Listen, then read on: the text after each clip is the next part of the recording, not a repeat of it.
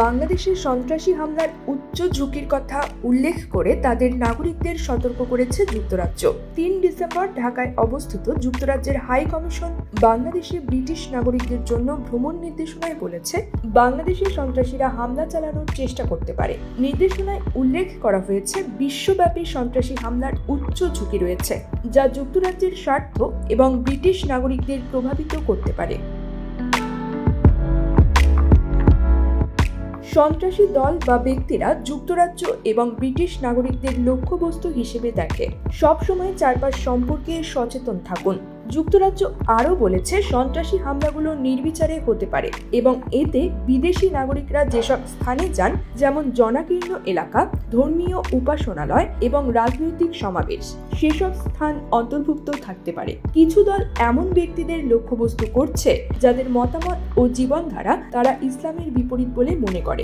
যুক্তরাজ্য আরও অভিযোগ করে বলে, কিছু ক্ষেত্রে সংখ্যালঘু ধর্মীয় সম্প্রদায় এবং আইন শৃঙ্খলা রক্ষাকারী বাহিনীকে লক্ষ্য করে হামলা হয়েছে। এতে প্রধান শহরগুলোতে ইম্প্রোভাইজড এক্সপ্লোসিভ ডিভাইস ব্যবহার করে হামলার ঘটনা অন্তর্ভুক্ত রয়েছে।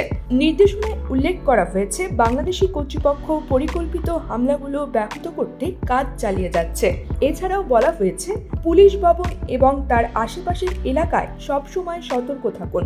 বড় জমায়েত এবং পুলিশ বা নিরাপত্তা বাহিনীর উপস্থিতি রয়েছে এমন স্থান এড়িয়ে চলুন। স্থানীয় কর্তৃপক্ষের পরামর্শ মেনে চলুন।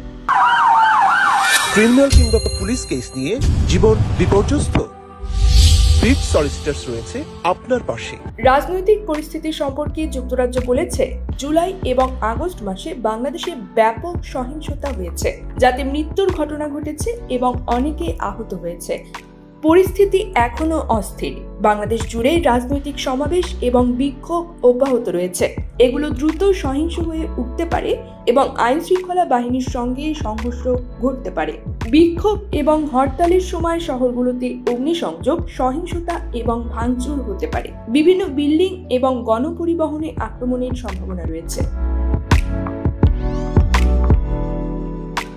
পুলিশ স্টেশন সম্পর্কেও যুক্তরাজ্য বলে, সাম্প্রতিক অস্থিরতা পুলিশের কার্যক্রমে প্রভাব ফেলেছে।